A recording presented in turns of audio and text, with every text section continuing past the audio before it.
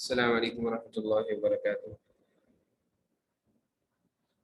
بسم اللہ الرحمن الرحیم، نحمدہ و نصلی علی رسول الکریم۔ جناب نبی کریم صلی اللہ علیہ وسلم کی سیرت مبارکہ الحمدللہ بیان ہو رہی ہے، اور اس سیرت میں غزوہ احد کا سلسلہ الحمدللہ بالترتیب چل رہا ہے۔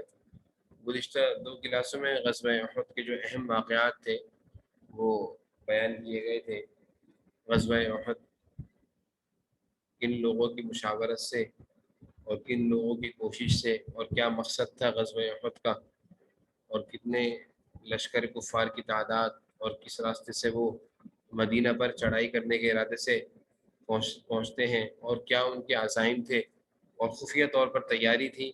اور حضرت عباس رضی اللہ عنہ نے حضور صلی اللہ علیہ وسلم کو اس تیاری کی اطلاع دی کہ مدینہ میں آپ صلی اللہ علیہ وسلم کو جب اطلاع ملی تو آپ نے فوری طور پر مشرکین کا جو ایک لشکر آ رہا تھا اس سے مقابلے کے لیے آپ نے صحابہ سے مشاورت کی، اور اس مشاورت میں آپ نے صحابہ سے یہ پوچھا کہ بھئی یہاں مدینہ میں رہتے ہوئے لڑا جائے یا مدینہ سے باہر نکل کر لڑا جائے۔ تو مشورے میں اکثر صحابہ کی رائے یہ تھی کہ مدینہ سے باہر رہ کر نکل کر جا کر لڑا جائے۔ تو آپ صلی اللہ علیہ وسلم نے صحابہ کے لشکر کو ترتیب دیا، صحابہ کی جماعت کو ترتیب دیا، اور یہ جماعت آپ صلی اللہ علیہ وسلم لے کر روانہ ہے غزوہ احد کی جانب۔ راستے میں آپ صلی اللہ علیہ وسلم کا ہمیشہ کا معمول تھا کہ آپ آگے جا کر رکا کرتے تھے، اور صحابہ میں جو کم عمر ہوتے تھے ان کو آپ واپس بھیج دیا کرتے تھے کہ تم کم عمر ہو، ابھی شامل نہ ہو۔ تو اس طرح مسجد شیخین غزوہ احد کے راستے میں آتی ہے۔ آپ صلی اللہ علیہ وسلم نے اس مسجد شیخین میں صحابہ کی جماعت میں دیکھا کہ جو کم عمر صحابی تھے ان کو واپس کیا۔ پھر اس کے بعد آپ صلی اللہ علیہ وسلم نے کچھ صحابہ کو پہرے کی جماعت کے لیے مقرر کیا کہ جو پہرا دیں گے، مدینہ کے اطراف کا بھی پہرا دیں گے، اور جو آپ صلی اللہ علیہ وسلم کے صحابہ کے لشکر تھا اس کا بھی پہرا دیں گے۔ پھر آگے آپ صلی اللہ علیہ وسلم کی منصوبہ بندی تھی کہ کس طرح آپ نے احد پہاڑ کی جانب روانہ ہونا ہے، کون سے راستے سے جانا ہے، اور میدان میں کون سی جگہ کا انتخاب کرنا ہے۔ یہ ساری منصوبہ بندی آپ صلی اللہ علیہ وسلم نے کی، اور صحابہ کو اس کے لیے آپ نے تیار کیا۔ غزوہ احد میں پہنچنے کے بعد آپ صلی اللہ علیہ وسلم نے ایک جگہ کا انتخاب کیا اور اس جگہ صحابہ کی جماعت کو ٹھہرایا۔ جنگ میں دو دور تھے۔ جنگ کا پہلا دور جس میں اللہ تعالیٰ نے مسلمانوں کو بڑی کامیابی عطا فرمائی، اور بہت تیزی سے مشرکین کے بڑے بڑے سردار اور ابتدائی طور پر میدان میں اترنے والے بڑے بڑے سردار مارے گئے،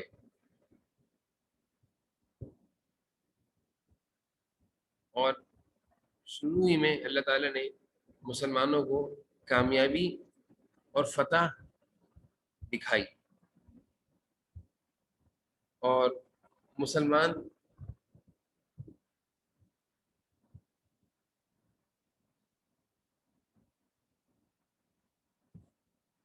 میدان جہاد میں اترنے والے جو صحابہ تھے ان کے نام بھی میں نے گزشتہ درس میں عرض کیے تھے کہ سب سے پہلے میدان جہاد میں اترنے والے صحابہ اور مشرکین کی طرف سے آنے والے کفار، اور پیدر پہ مشرکین کی طرف سے آنے والے کفار مسلمان صحابہ کے ہاتھوں مارے گئے۔ جب تیزی سے اس طور پر کفار اور ان کے بڑے بڑے سردار مارے گئے تو ان کے حوصلے پست ہو گئے، اور میدان کو جو ایک نقشہ تھا یہ پورا کا پورا مسلمانوں کے حق میں اور مسلمانوں کی فتح اور کامیابی کی طرف جا رہا تھا۔ اس موقع پر آپ صلی اللہ علیہ وسلم نے اپنی تلوار اٹھائی اور اعلان کیا کون اس کا حق ادا کرے گا۔ چنانچہ ابو دجانہ رضی اللہ عنہ آگے بڑھے اور اس تلوار کو لے کر آپ مشرکین کے لشکر میں گھس گئے، اور بے شمار لوگوں کو اس سے آپ نے قتل کیا۔ شیر خدا حضرت حمزہ جو حضور صلی اللہ علیہ وسلم کے چچا تھے بڑی بہادری سے لڑ رہے تھے۔ غزوہ بدر میں ہندا جو کہ مشرکین کی طرف سے تھی، اس کا شوہر حضرت حمزہ رضی اللہ عنہ کے ہاتھوں سے مارا گیا تھا۔ تو وہ اپنے شوہر کے بدلے کے لیے اس نے وحشی جو کہ غلام تھا اس کو تیار کیا کہ اگر تو نے حمزہ کو آج کے دن غزوہ احد میں اپنے تیر کی مہارت سے نشانہ لے کر مار دیا تو میں تجھے تیرے آقا سے آزاد کرا دوں گا۔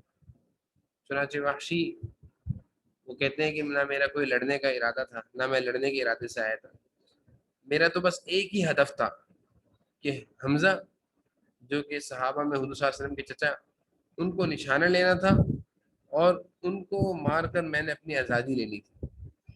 چنانچہ وحشی حضرت حمزہ کی طاق میں میدان احد میں آرام سے بیٹھے ہوئے تھے، اور جیسے ہی حضرت حمزہ وحشی کے نشانے پر آئے اور حضرت حمزہ نے جنگی ساز و سامان سے اپنے کو اس طرح پیک کیا، مطلب پورے طریقے سے چھپایا ہوا تھا کہ کوئی جگہ بھی خالی نہیں تھی، صرف معمولی سی ایک جگہ خالی تھی جو ناف کے قریب تھی۔ وحشی نشانے کا اتنے ماہر تھے کہ انہوں نے اسی جگہ کا دور سے نشانہ لیا، اور وہ نشانہ سیدھا وہ تیر حضرت حمزہ کی ناف میں جو جگہ خالی تھی، باقی تو حضرت حمزہ نے کمان یعنی تیر سے بچنے کی جو ایک ڈھال ہوتی ہے، ڈھال، اس سے اپنے آپ کو پوری طریقے سے چھپایا ہوا تھا، لیکن یہ چھوٹی سی جگہ خالی تھی۔ وحشی نے نشانہ لیا اور نشانہ سیدھا جا کر لگا، نشانہ جا کر جیسے ہی لگا حضرت حمزہ کو، حضرت حمزہ شہید ہو گئے نشانہ اس تیر کے لگنے سے، آپ گرے، اور وحشی اس تیر کو مارنے کے بعد بیٹھ گیا ایک جگہ، کیونکہ اس کا مقصد لڑنا نہیں تھا۔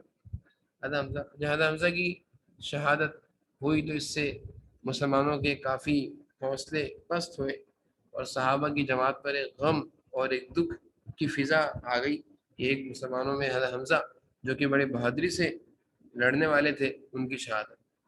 اس غزوہ احد میں مسلمانوں کا جو کوڈ تھا، یعنی مسلمان جو آپس میں ایک دوسرے کو کہہ کر پکار رہے تھے امت امت کے نام سے، اور کفار کا کوڈ تھا وہ اپنے بتوں کے نام لے رہے تھے، جی عزا اور جی حبل، عزا لات و عزا اور حبل یہ ان کے بتوں کے نام تھے۔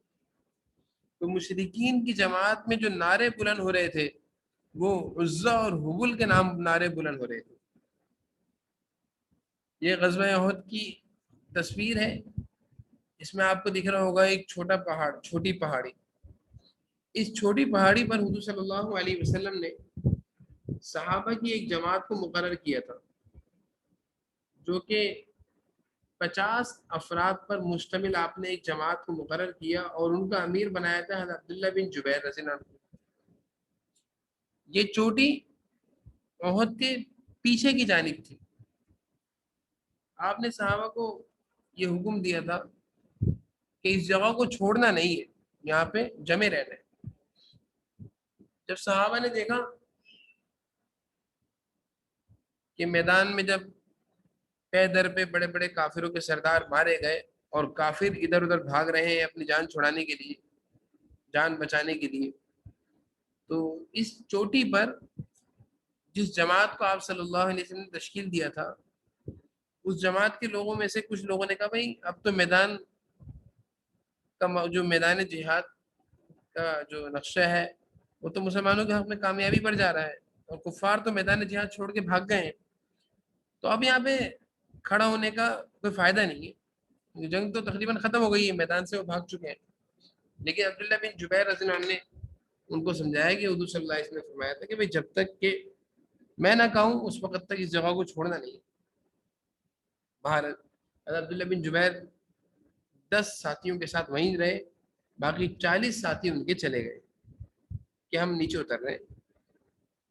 وہ 40 ساتھی جب گئے تو کفار میں سے حضرت خالد بن ولید اس وقت تک ایمان نہیں لائے تھے، اور مشرکین کا لشکر میدان احد چھوڑ کر بھاگ چکا تھا، اور مسلمانوں کو فتح حاصل ہو چکی تھی۔ لیکن حضرت خالد بن ولید جو اس وقت تک ایمان نہیں رہتے، تو خالد بن ولید نے دیکھا کہ یہ موقع اچھا ہے پیچھے سے حملہ کرنے کے لیے، چوٹی یہ خالی ہے، صرف 10 افراد ہیں، ان 10 کو تو ہم ختم کر دیں گے۔ چنانچہ خالد بن ولید نے یہاں سے ایک بڑی کفار کی جماعت کے ساتھ حملہ کیا، اور جو 10 صحابہ یہاں پر رہ گئے تھے حضرت عبداللہ بن جبیر اور دیگر ان کے ساتھی، ان سب کو شہید کرتے ہوئے خالد بن ولید یہاں سے مشرکین کا لشکر لے کر دوبارہ سے اندر میدان احد میں پیچھے سے گھسے ہیں، اور یہ راستہ میدان میں داخل ہونے کا ان کو ملا اور پیچھے سے ملا، جس سے مسلمانوں کو گمان بھی نہیں تھا کہ دوبارہ مشرکین حملہ کر سکتے اور پیچھے سے حملہ کریں گے۔ تو اس طرح یہاں سے حملہ کرنے کی وجہ سے مسلمانوں کو کافی نقصان ہوا. ایک تو نقصان مسلمانوں کو میدان احد میں یہ ہوا کہ حضرت حمزہ کی شہادت کی جب اطلاع ملی تو مسلمان اس وقت بھی ایک حوصلے مسلمانوں کے ٹوٹے اور غم کی ایک فضا بنی. اور جب خالد بن ولید نے یہاں سے مشرکین کے لشکر لے کر حملہ کیا تو یہ ایک ایسا حملہ تھا جس کی مسلمانوں کا خیال بھی نہیں تھا, کیونکہ یہاں پہ ایک جماعت تشکیل دی بھی تھی. مسلمانوں کے ذہن میں یہی تھا کہ یہاں سے کوئی نہیں آئے گا, لیکن خالد بن ولید نے موقع سے فائدہ اٹھاتے ہوئے یہاں سے مسلمانوں کے میدان احد میں داخل ہوئے, اور داخل ہوتے ہوئے حضور صلی اللہ علیہ وسلم تک حملہ کرتے کرتے پہنچ گئے. اور آپ صلی اللہ علیہ وسلم پر خالد بن ولید کی جماعت میں 4 لوگ ایسے تھے, عبداللہ بن شہاب, عبداللہ بن قمیہ, عتبہ بن ابی وقاص, ابی بن خلف. یہ چاروں مسلسل ان کی کوشش تھی کہ کسی طرح حضور اکرم صلی اللہ علیہ وسلم پر حملہ کر کے نعوذ باللہ آپ صلی اللہ علیہ وسلم کو شہید کیا جائے, کیونکہ میدان جہاد کا نقشہ پورا بدل چکا تھا. مسلمانوں پر ایک دم سے پیچھے سے جب حملہ ہوا تو مسلمان اپنی پوزیشنوں کو سنبھال نہ سکے, تو مشرکین کو برابر کامیابی اور فتح حاصل ہوتی رہی. پہلے تو وہ چوٹی پر جو 10 صحابہ تھے ان کو شہید کیا, پھر آگے بڑھے اور آپ صلی اللہ علیہ وسلم پر حملہ کرنے کے ارادے سے عبداللہ بن شہاب نے حضور صلی اللہ علیہ وسلم کے چہرے مبارک پر پتھر مار کر آپ کے چہرے کو زخمی کیا, یعنی پیشانی کی طرف سے آپ صلی اللہ علیہ وسلم کا چہرہ زخمی ہوا اور خون بہ رہا تھا. عبداللہ بن قمیہ اس نے آپ صلی اللہ علیہ وسلم پر تلوار سے حملہ کیا, جس سے آپ صلی اللہ علیہ وسلم جو زرہ پہنے ہوئے تھے, جنگی ایک ساز و سامان میں سے جس سے حفاظت کی جاتی ہے اپنے جسم کی, وہ زرہ آپ صلی اللہ علیہ وسلم کی دندان مبارک میں گھس گئی, یعنی دانتوں میں گھس گئی. عتبہ بن ابی وقاص نے بھی آپ صلی اللہ علیہ وسلم پر پتھر مارا, اور ابی بن خلف یہ حضور صلی اللہ علیہ وسلم تک پہنچنے کا راستہ تلاش کر رہا تھا, نعوذ باللہ آپ صلی اللہ علیہ وسلم کو یہ حملہ کر کے شہید کرنا چاہ رہا تھا.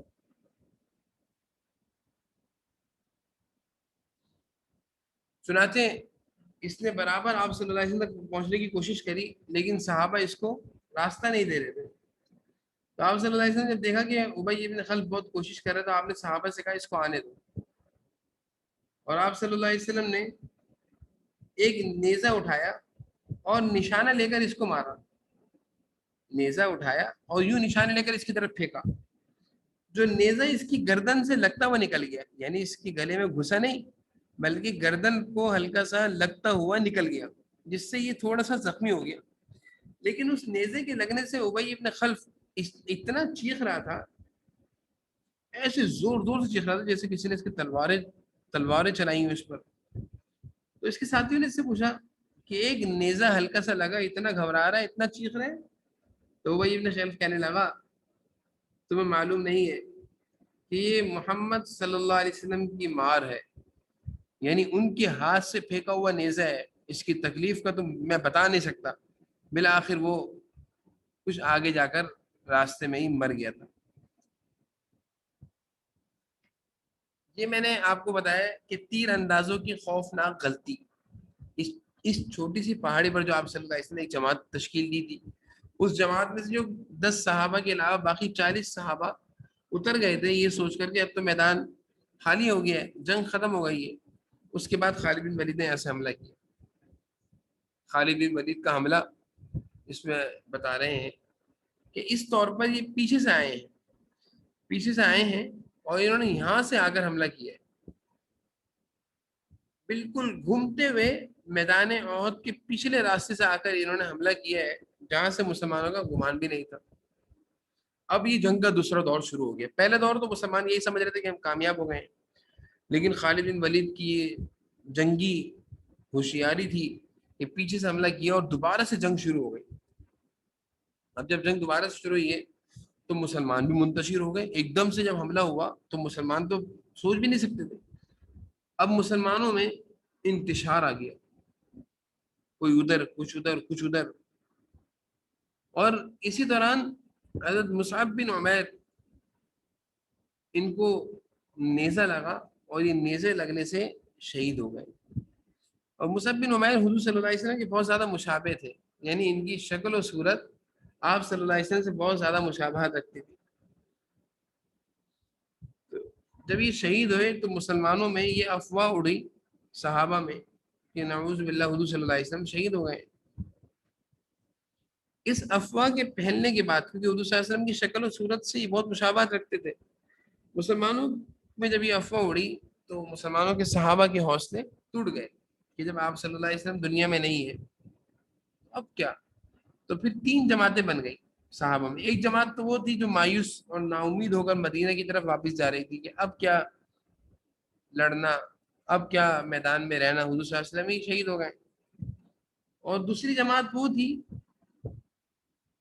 جو کافروں کی صفوں میں گھس کر بے جگری سے لڑ رہی تھی کہ جب آپ صلی اللہ علیہ وسلم شہید ہو گئے تو ہمارا دنیا میں اب رہنے کا کیا مزہ، ہم بھی اب شہید ہوں گے۔ تو وہ بے جگری سے لڑ رہے تھے بغیر کسی چیز کی پرواہ کیے۔ اور ایک جماعت وہ تھی جو حضور صلی اللہ علیہ وسلم کی حفاظت پر معمور آپ صلی اللہ علیہ وسلم کی حفاظت کر رہی تھی۔ اور آپ صلی اللہ علیہ وسلم کی جو حفاظت کرنے والے صحابہ تھے وہ کل 9 صحابہ کی جماعت تھی، اور حفاظت کرتے ہوئے شہید ہوتے ہوتے صرف 2 صحابہ رہ گئے، یعنی 9 میں سے 7 شہید ہو گئے آپ کی حفاظت میں، اور 2 رہ گئے۔ وہ 2 کون تھے؟ ایک طلحہ بن عبید اللہ اور حضرت سعد بن ابی وقاص۔ یہ حضور صلی اللہ علیہ وسلم کی حفاظت کرتے کرتے آخری دم تک یہ لگے رہے۔ اب مومن عورتیں جو میدان جنگ میں شامل ہوئی تھی، کچھ صحابیات بھی تھیں، ان کے یہ نام ہے جو مجاہدین کی خدمت کے لیے میدان میں جنگ میں شامل ہوا کرتی تھی۔ آپ صلی اللہ علیہ وسلم کے گرد خنزیر مارکا، میں نے جیسے عرض کیا کہ 9 صحابہ آپ صلی اللہ علیہ وسلم کی حفاظت پر معمور تھے، اور کفار میں سے عبداللہ بن شہاب، عبداللہ بن امیہ اور دیگر عتبہ بن ابی وقاص، ابی بن خلف، ان کی پوری کوشش تھی کہ حضور صلی اللہ علیہ وسلم پر حملہ کیا جائے۔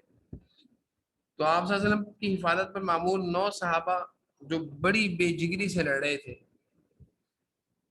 یہ 4 بدبخت ہیں جن کے نام ہیں، جنہوں نے حضور صلی اللہ علیہ وسلم پر حملہ کرنے کی ارادے سے بار بار حملہ کر آگے بڑھ رہے تھے۔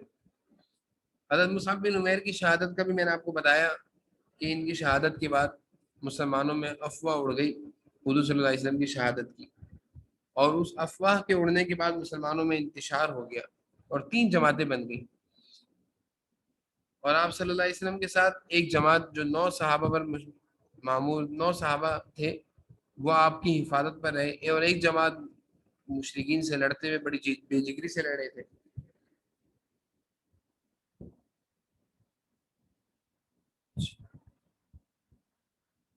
میں نے جیسے آپ کو بتایا کہ 9 میں سے صرف 2 صحابی رہ گئے، باقی سب کے سب شہید ہو گئے۔ اپنی جان آپ صلی اللہ علیہ وسلم کی حفاظت کرتے کرتے اپنی جانوں کے نذرانے پیش کر دیے۔ صحابہ کی محبت کا اس سے اندازہ لگایا جا سکتا ہے۔ صحابہ کی جماعت کوئی معمولی جماعت نہیں تھی، اللہ تعالیٰ نے اس جماعت کو اپنے محبوب صلی اللہ علیہ وسلم کے ساتھ رہنے کے لیے منتخب فرمایا تھا۔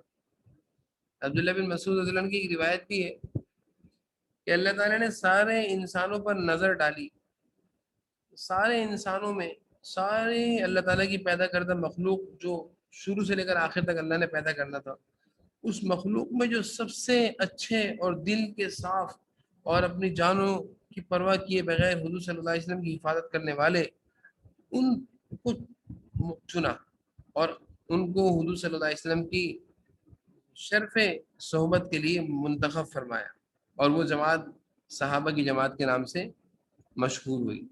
تو یہ جو صحابہ کی جماعت تھی یہ کوئی معمولی لوگ نہیں تھے، بلکہ یہ اللہ کی طرف سے منتخب کردہ لوگ تھے۔ اللہ نے ساری انسانیت میں سے ان کو منتخب فرمایا تھا اپنے محبوب صلی اللہ علیہ وسلم کی صحبت کے لیے۔ جیسے حضور اکرم صلی اللہ علیہ وسلم تمام انبیاء علیہ السلام میں اللہ کے سب سے محبوب پیغمبر تھے، اسی طرح آپ صلی اللہ علیہ وسلم کے ساتھ رہنے والے صحابہ تمام انسانیت میں سب سے بہتر اور اچھے اور ہر لحاظ سے عمدہ لوگوں کو اللہ نے منتخب کیا تھا۔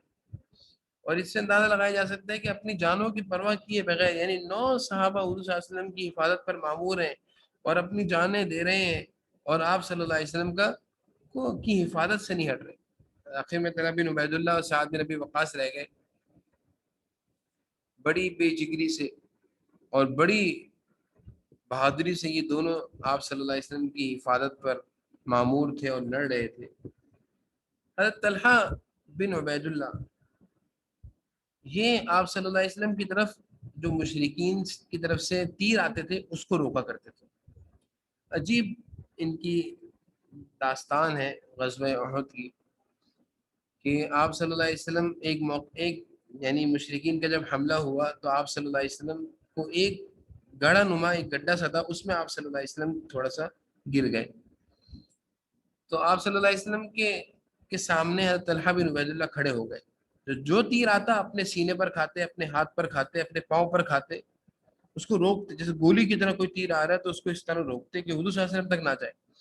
ایک موقع پر آپ صلی اللہ علیہ وسلم اپنا سر مبارک اٹھا کر مشرکین کی طرف دیکھنے لگے کہ یہ لوگ ہیں کہاں.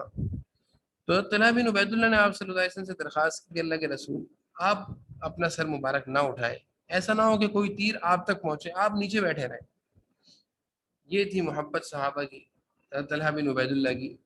اور حضرت سعد بن ابی وقاص یہ تیر چلا رہے تھے آپ صلی اللہ علیہ وسلم کی طرف سے. آپ صلی اللہ علیہ وسلم ان کو تیر اٹھا اٹھا کر دیتے اور فرماتے تھے, یہ سعد میرے ماں باپ تم پر قربان ہو, یہ لو تیر لو. اور یہ چلاتے مشرکین کی طرف اور نشانہ لیتے. تو بڑے تیر چلانے میں حضرت سعد بن ابی وقاص بڑے نشانے ان کے بڑے زبردست تھے. تو یہ تیر چلا رہے تھے آپ صلی اللہ علیہ وسلم کی طرف سے مشرکین کی طرف, اور حضرت طلحہ بن عبید اللہ وہاں سے مشرکین کی طرف سے جو تیر آ رہے تھے ان کو روک رہے تھے کہ حضور صلی اللہ علیہ وسلم تک نہ پہنچے. حضرت سعد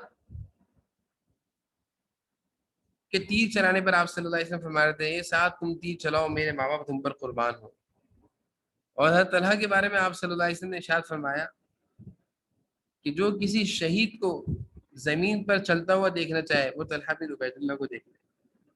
حضور صلی اللہ علیہ وسلم کی حفاظت کے لیے انہوں نے کس طرح تیروں کو اپنے جسم ڈھال بنا کر روکا. حضور صلی اللہ علیہ وسلم فرماتے تھے کہ اپنے بھائی طلحہ کو سنبھالو, اس نے اپنے پر جنت واجب کر لی.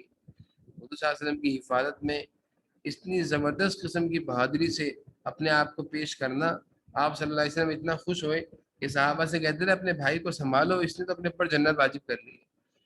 ان کو حضرت ابوبکر کہا کرتے تھے کہ جنگ احد کا سارا ثواب وہ طلحہ کے لیے, کیونکہ طلحہ نے بہت زیادہ بہادری کے ساتھ حضور صلی اللہ علیہ وسلم کی حفاظت کی ہے. بہرحال جب آپ صلی اللہ علیہ وسلم کو حضرت ابی بن کعب رضی اللہ عنہ کی نظر پڑی حضور صلی اللہ علیہ وسلم پر, تو انہوں نے آواز لگائی صحابہ کو. حضرت کعب بن مالک نے حضور صلی اللہ علیہ وسلم کو جیسے ہی دیکھا تو انہوں نے چلا کر کہا کہ مسلمانوں حضور صلی اللہ علیہ وسلم یہاں پہ موجود ہیں.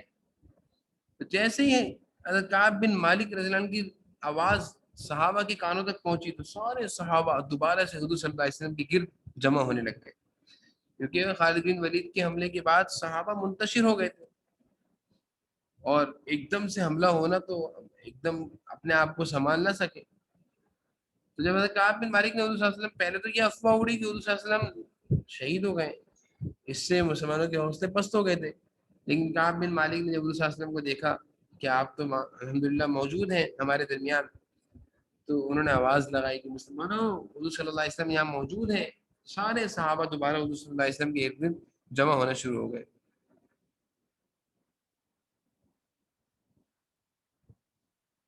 اور مشرکین کا آخری حملہ پھر دوبارہ ہوا, لیکن مسلمانوں نے اپنی نئی حکمت عملی سے اس حملے سے بچاؤ کیا. یعنی خالد بن ولید کے حملے کے بعد مشرکین کی ایک جماعت دوبارہ مسلمانوں کی طرف بڑھنا چاہ رہی تھی, لیکن جب مسلمان دوبارہ صحابہ جمع ہو گئے تو اس حملے سے اب حفاظت کی اور بچ گئے. اب جب یہ معرکہ ختم ہوا اور مشرکین یہ سوچ کر چلے گئے کہ ہم نے حضور صلی اللہ علیہ وسلم کو نعوذ باللہ شہید کر دیا ہے اور ہم کامیاب ہو گئے, تو ابو سفیان معرکہ ختم ہونے کے بعد ایک بڑی چٹان پہ چڑھا, اور بڑی چٹان پہ چڑھ کر اس نے آواز لگائی اور اس نے کہا کہ رسول اللہ صلی اللہ علیہ وسلم اور ابو بکر اور عمر مسلمانوں کی جو بڑی قیادت تھی وہ سب کے سب شہید ہو گئے ہیں. اور اس نے ایک آواز لگائی, کیا تم میں محمد صلی اللہ علیہ وسلم ہیں؟ کیا تم میں ابو قحافہ کا بیٹا ہے؟ کیا تم میں عمر ابن خطاب ہیں یعنی ابو بکر صدیق ہیں, حضرت عمر ہیں؟ آپ صلی اللہ علیہ وسلم فرمایا کہ جواب مت دو. تو ابو سفیان یہ سمجھا کہ ہم نے مسلمانوں کی قیادت کو, بڑی قیادت کو شہید کر دیا, ختم کر دیا. تو اس نے پھر نعرہ لگایا جی حبل, یعنی اپنے بتوں کا نعرہ لگایا کہ آج ہمارے بت جیت گئے. تو حضور صلی اللہ حضرت عمر رضی اللہ عنہ سے رہا نہیں گیا, تو حضور صلی اللہ علیہ وسلم نے حضرت عمر سے فرمایا جواب دو. تو حضرت عمر نے جواب دیا اللہ اعلی و اجل, کہ تمہارے بت بلند نہیں ہے, اللہ کا نام بلند ہے, اللہ بڑے ہیں. اس نے کہا لنا العزا ولا العزا لکم, کہ ہمارے بتوں نے ہماری مدد کری اور تمہارے بت تمہارے معبود, تمہارے بتوں نے مدد نہیں کری. رسول اللہ صلی اللہ علیہ وسلم نے فرمایا جواب دو. حضرت عمر نے کہا اللہ مولانا ولا مولا لکم, ہمارے معبود تو اللہ ہے, تمہارا کوئی معبود نہیں ہے. تم کیسے کہتے ہو کہ تمہارا کوئی معبود نہیں, ہمارے معبود تو اللہ ہے, تمہارا کوئی معبود نہیں. اس نے کہا کیا تم میں محمد صلی اللہ علیہ وسلم ہے, ابو بکر ہیں, عمر ہیں؟ حضرت عمر نے جواب دیا کہ ہاں سب موجود ہیں الحمدللہ. تو یہ ابو سفیان نے جب معرکہ ختم ہو گیا اور وہ یہ سمجھ بیٹھا کہ ہم نے فتح حاصل کر لی اور مسلمانوں کی بڑی قیادت کو ختم کر دیا, اور ایک پہاڑ کی بڑی چٹان پر کھڑے ہو کر یہ اس نے مکالمہ کیا, تو یہاں سے صحابہ کی جماعت نے حضرت عمر نے جواب دیا. اس کے بعد یہ جنگ ختم ہوئی, غزوہ احد.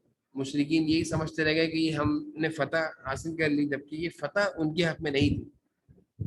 فتح تو یہ ہوتی ہے کہ میدان چھوڑ کر کیوں بھاگے. اور مدینہ پر حملہ کیا تھا, تو مدینہ پر پھر آتے, مدینہ کو اپنے قابو میں لیتے, اور مرکزی قیادت میں سے تو سب کے سب موجود تھے. تمہاری مرکزی قیادت بدر میں ماری گئی تھی اور میدان چھوڑ کر بھاگی تھی, مسلمان تو اب بھی میدان احد میں بیٹھے ہوئے. تم لوگ سمجھ رہے ہو کہ ہم کامیاب ہو گئے, تو کامیابی اس چیز کا نام نہیں ہے. تو بہت سارے لوگ سمجھتے ہیں کہ غزوہ احد میں مسلمان ناکام ہوئے اور کافر کامیاب ہوئے. اتنا ضرور ہے کہ جانی نقصان مسلمانوں کا ہوا, لیکن مسلمانوں کی جانی نقصان کے باوجود بھی مسلمانوں کی جو بڑی قیادت تھی جناب نبی کریم صلی اللہ علیہ وسلم اور دیگر بڑے صحابہ, وہ سب کے سب موجود تھے. اور دوسری چیز, کامیابی اس چیز کو کہتے ہیں کہ میدان میں آخر تک موجود رہنا. مشرکین تو میدان چھوڑ کر چلے گئے تھے, میدان میں تو مسلمان آخر تک موجود تھے. بہرحال اللہ تعالیٰ نے یہ کامیابی وقتی طور پر مسلمانوں کے لیے ناکامی تھی, لیکن یہ کامیابی مسلمانوں کے حق میں ہی تھی کہ مشرکین بظاہر کامیابی سمجھتے رہے تھے, لیکن وہ پھر بھی ناکام رہے. اب مدینہ منورہ آپ صلی اللہ علیہ وسلم کی واپسی ہے, معرکہ ختم ہوا, میدان احد سے آپ صلی اللہ علیہ وسلم مدینہ کی جانب لوٹ رہے ہیں. اس دوران کچھ ایسے واقعات پیش آئے ہیں, انشاءاللہ وہ اگلی کلاس میں انشاءاللہ پیش کریں گے. السلام علیکم.